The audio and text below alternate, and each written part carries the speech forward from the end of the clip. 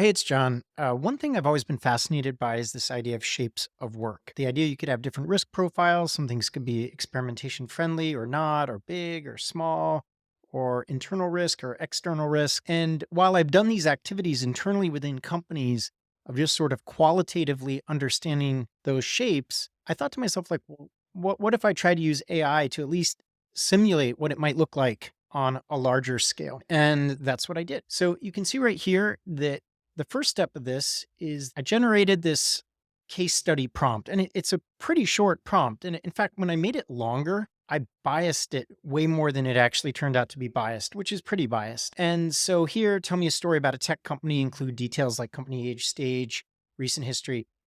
It's funny, this quote actually made all the companies, for the most part, start in 2015, 16, and 17, which is sort of hilarious if you think about it. And then we took that, took all the responses of those case studies, and then made this new prompt. You're a product manager, you've been in a case study outlining your company's current position, opportunities, and threats. Your goal is to explore a range of initiatives, safer to riskier, internal customer facing, experiment driven, deliverable driven. Your response should include a brief overview, your pre-mortem assessment, and then evaluation. And then we have this range of dimensions like iteration friendliness, technical risk profile, adoption risk, solution risk, overall size, dependencies, change degree, solution competence. So what that meant is it looked a little bit like this. Navigating the waves of change, a tale of LuminaTech, these made up tech companies. So again, started in 2015, like I said, which is pretty hilarious. It tells the story of LuminaTech by the numbers, the strategic opportunities, emerging insights, conclusion. And then here's our generated insight, AR enhanced surgical training platform.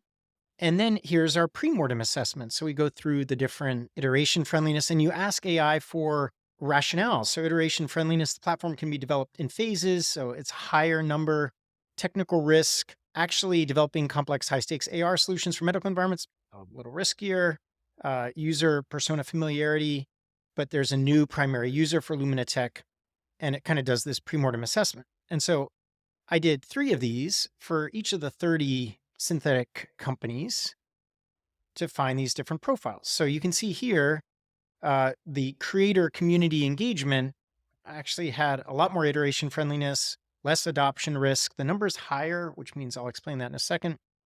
Um, and so anyway, we generate these things. And then you can start doing analysis on it and get more visualization, which was kind of my dream all this whole time. And so right here, we have our different prompts and the descriptions just to make sure that we are understanding what we're looking at. And we do a principal component analysis. And this is basically like k-means clustering. It's finding these centroids and it identifies these clusters. So it takes all the projects, all 90 or 100 of them that we've developed, looks at all of the dimensions and then kind of clusters them by similarity. And so you can see these different clusters here. It's kind of exciting. And then we can also kind of look at the metrics distribution by cluster. So for example, some of these are lower, some of them are higher. Sometimes they're kind of the same, but not really the same. AI is very positive. So team morale risk, everything's rah, rah, rah. Nothing bad is going to happen. Executive buy-in is always great. I love AI. It's funny. Some things are a little bit more reasonable. Overall size, there's some bigger and smaller initiatives. This is all vibe coding, by the way. This took me a lot longer in the past. And here's the metric correlations.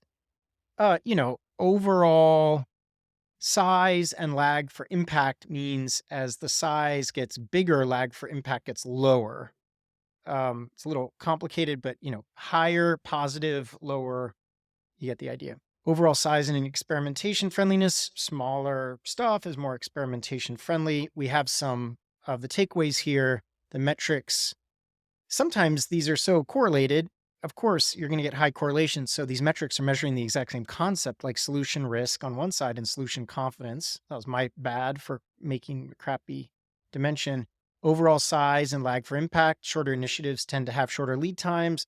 Iteration friendliness and experimentation friendliness. Well, it's kind of the same thing. And you can create these cluster profiles. There is sort of some general shape like executive buy-in. Everyone's super positive. The average is super positive, but these can have some like slightly different characteristics and overlaps in different ways. Anyway, wanted to share this kind of stuff. Like when we talk about shapes of work, there is actually like a shape of work. Um, but after all this, it's just much better to just do it qualitatively with your team. Uh, why is any of this important?